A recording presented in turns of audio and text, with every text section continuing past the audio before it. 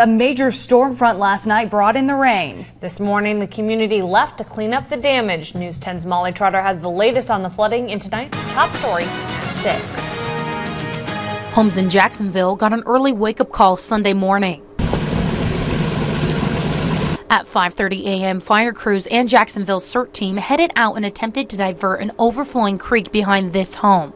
Chris Arnold from Jacksonville Fire Department says when fire crews first arrived, it was a sight to see. When our units arrived, they discovered that we had quite a bit of rain, had overwhelmed the creeks and the creek beds, and the water had flowed down into the catch basins and gone beyond. So we had quite a bit of water flowing down here through the homes.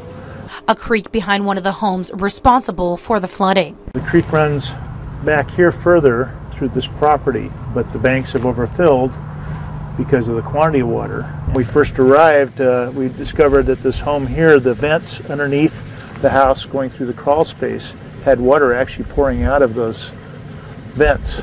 Homeowner Beverly Way says she has lived in her home for 13 years, and this is the first time she's seen flooding on her own property.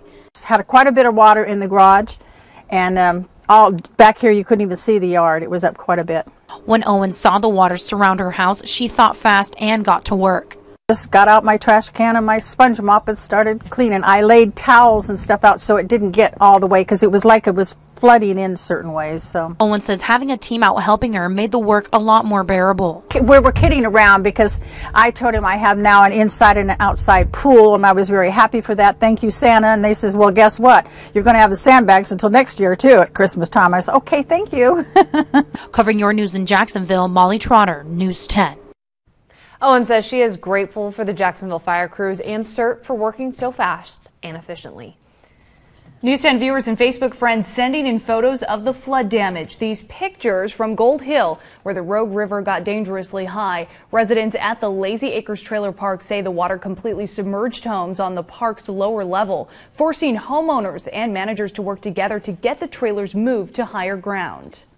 This video sent in from News 10 viewer Ann Scott. You can see in this one the Tuville boat ramp is completely submerged, and so are the benches and fishing platforms. She was out in Eagle Point. Here's some of her footage looking at the Rogue River from Dodge Bridge, and the water is fast moving. You can also see a lot of debris making its way downstream.